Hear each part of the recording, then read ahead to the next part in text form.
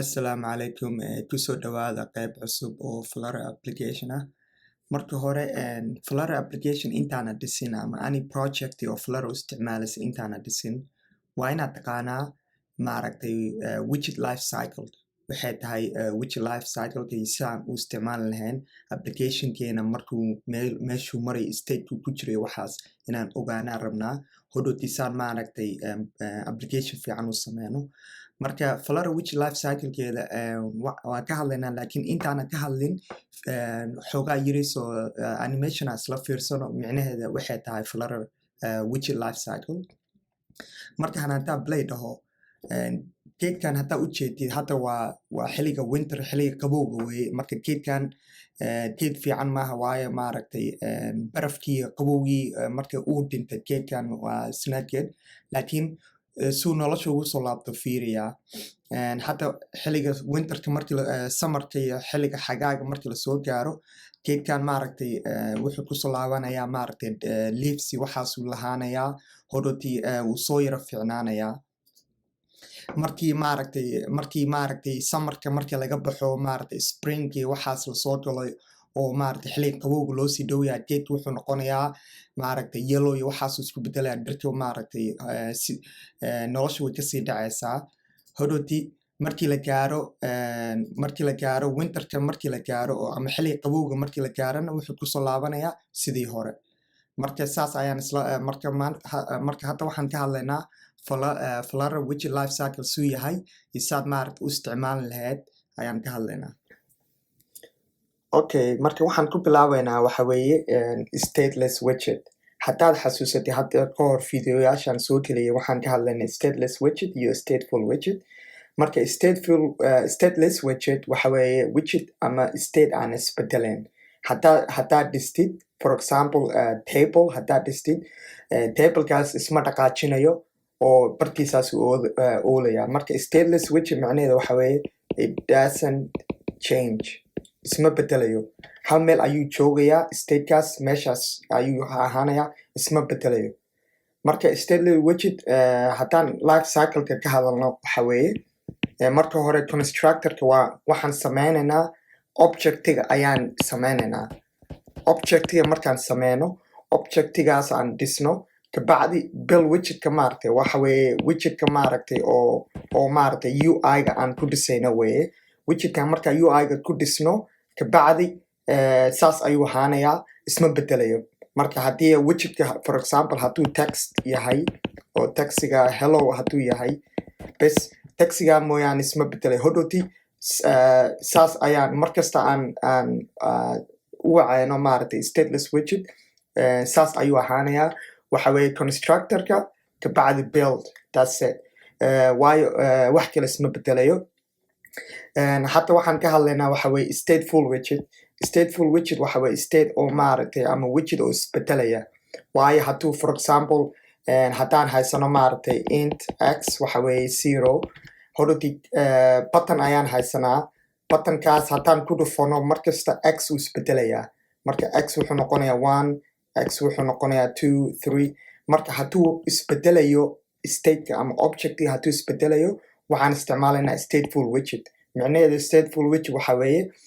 maaragtay state oo isbedelaya markasta. Marka life cycle-ka oo stateful widget maaragtay waxa weeye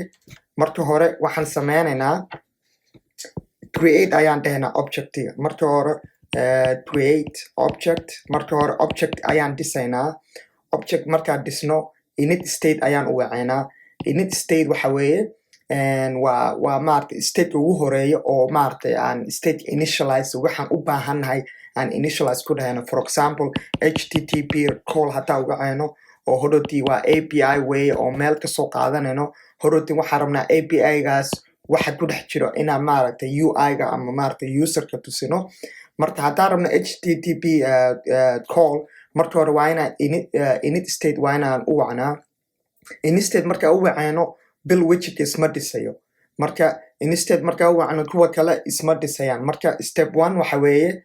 waa 1 waa constructor-ka waa inaan objectiga create gareynaa ama maaragtay class-ka aan dhisnaa kabacdi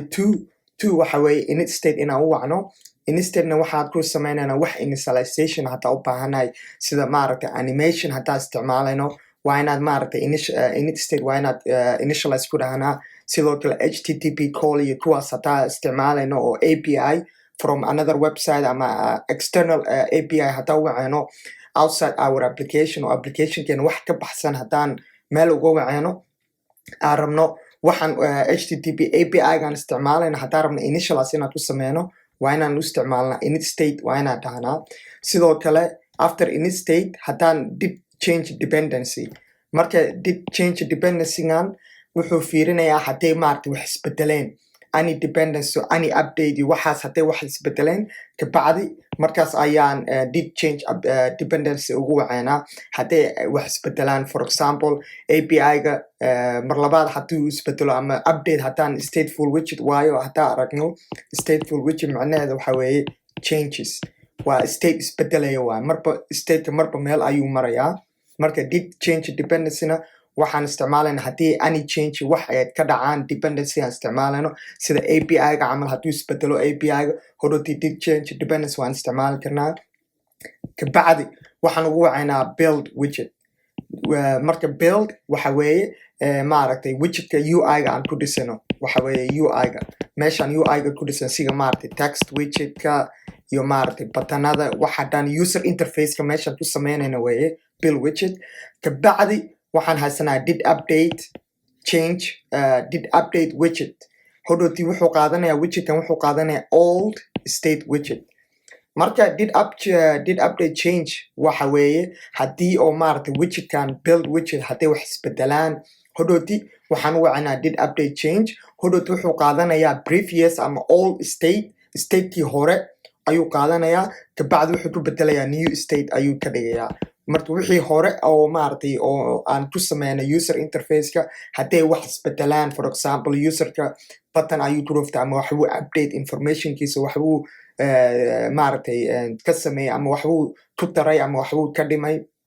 wax haddee isbedelaan hodoti waxaan u wacanaa did update change hodoti did update change wuxuu qaadanayaa old state ama statekii hore ayuu qaadanayaa kabacdi wuxuu ku bedelayaa new state last waxa weeye dispose marka haddii oo maaragtay userka uu maaragtay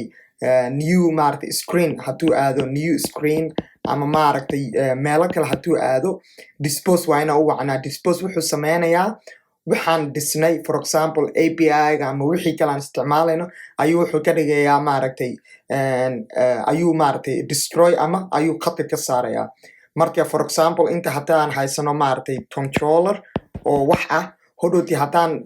rabno controllerkan markaan isticmaalno ama ka dhamaysano dispose ayaan wacanaa hodoti disposekan wuxuu dhahayaa clean up ayuu sameynayaa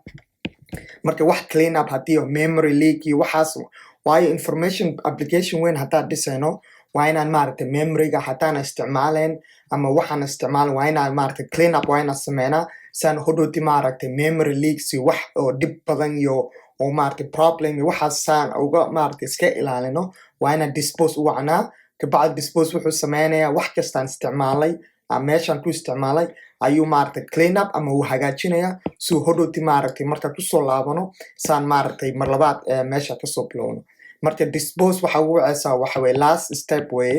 last step weeye saad hodoti maaragtay clean up u samaysay ama wax maaragtay haddee dhacaan ama maaragtay waxaan isticmaalay http-ga ama API-ga haddii aad ka dhamaystiren waxa u baahanahay